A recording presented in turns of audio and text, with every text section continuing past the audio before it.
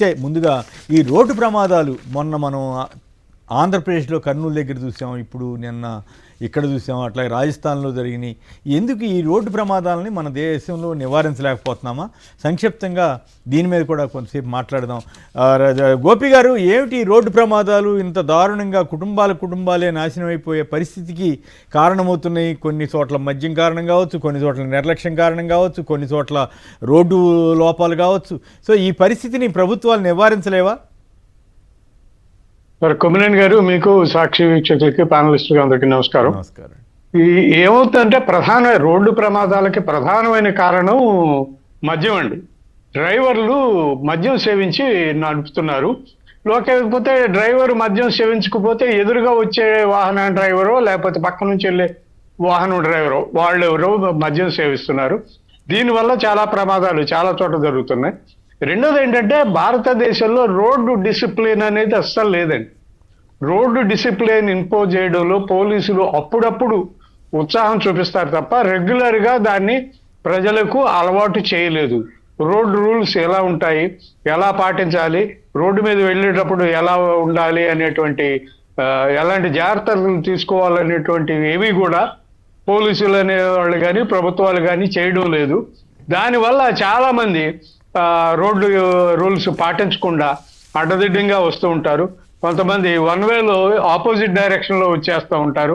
ఇవన్నీ కూడా ప్రభుత్వాలు పాలకులు చూసుకోవాల్సిన అంశాలండి. ముందు వాహనం బయలుదేరే ముందు డ్రైవర్ తాగున్నాడా లేదా అనేది ప్రతి వెహికల్ కూడా అంటే నిన్న జరిగిన ఘటనలో ఆ విషయం కాదు, కానీ రోడ్డు మీద రోడ్డు బాగోలేదు, ఆ మలుపు ఇవన్నీ కూడా ఉండటం కారణం అన్నట్లుగా వార్తలు వచ్చాయి. అది రోడ్డుని సరిగా రిపేర్ చేయలేకపోవడం పెద్ద వైఫల్యం కదా. కొత్త రోడ్డు వేయడానికి ప్రయత్నాలు జరుగుతున్నట్టు ఉన్నాయి.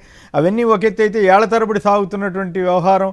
అక్కడ నేను ఎవరో చెప్తున్నారు, అక్కడ ఏదో మర్రి చెట్టు అడ్డం ఉందని చెప్పి దాని మీద కోర్టుకు వెళ్ళినా కూడా కోర్టులు కూడా చెట్లు ఉన్నాయి కదా ఇట్లా అని కొంత లేట్ అవ్వడానికి కారణమైందంటుగా కొందరు చెప్తున్నారు. ఎంతవరకు నిజమో నాకు తెలియదు కానీ, బట్ రోడ్లు సరిగా వేయలేకపోయిన పరిస్థితికి ఏ కారణమైనా కానివ్వండి, పరిహారం ఇవ్వలేకపోవటమా లేకపోతే కోర్టులకు వెళ్ళటం వల్ల లేట్ అవ్వటమా, సో ఇటువంటి వాటిని మనం అవాయిడ్ చేయలేమా? రోడ్లు మీద దృష్టి పెట్టాలండి పాలకులు.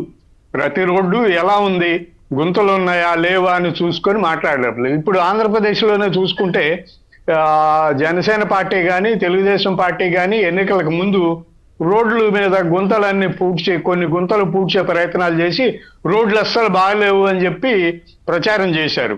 ఇప్పుడు 16 నెలలు అవుతుంది కూటమి అధికారంలోకి వచ్చి. రాష్ట్రంలో చాలా చోట్ల రోడ్లన్నీ గుంతలమయం, అస్సలు దారుణంగా పాడైపోయినాయి రోడ్లు. ఈ పట్టించుకునే నాదుడే లేదు. R&B శాఖ ఏం చేస్తుందో కూడా తెలియదు. ఈ పరిస్థితులు ఉన్నపై కాబట్టి ఖచ్చితంగా యాక్సిడెంట్లు అయ్యే ప్రమాదాలు ఉన్నాయి. ఇక రోడ్లు వెంట చెట్లు అంటే చెట్లు కాదండి, ప్రధానంగా రోడ్ల మలుపులు కొంచెం శాస్త్రీయంగా లేవు. మలుపులు ఎట్టబడితే అట్ట తిప్పేస్తున్నారు రోడ్లు వేసేటప్పుడు. మలుపులు తిప్పకుండా స్ట్రైట్ రోడ్లు వేసే ప్రయత్నాలు చేయగలిగితే చాలా వరకు మలుపుల్ని తగ్గించగలిగితే, లేకపోతే మలుపులు ఉన్న చోట చెట్లను కట్ చేసి దారి కనపడేలాగా మలుపు కనపడేలాగా చేయగలిగితే ఖచ్చితంగా ప్రమాదాలను తగ్గించవచ్చు. రైట్, మీరేమంటారు? నిజంగానే దారుణమైనటువంటి పరిస్థితి కదా. కుటుంబాల్లో పాపం ఒక కుటుంబానికి సంబంధించిన 3 ఆడపిల్లలు ఆ రకంగా ఇదవటం అనేది ఎంత ఆవేదన కలిగిస్తుంది. సార్, నిన్న తెలంగాణలో జరిగిన దానికి ప్రధాన కారణంగా చెప్తున్నాయి వాళ్ళ పత్రికల్లో చూస్తే, ఒక పక్క ఎడం వైపుకి రోడ్డు కుంగి ఉంది, ఎడం వైపు రోడ్డుకి కుంగి ఉండటం, ఇది ఓవర్లోడ్తో వెళ్తుంది. కంకర్ లారీ ఓవర్లోడ్తో వెళ్తామండి. ఎడం వైపు కుంగి ఉంది, ఓవర్లోడ్తో వెళ్తాం వల్ల దాని మీద పడింది బస్ మీద అని.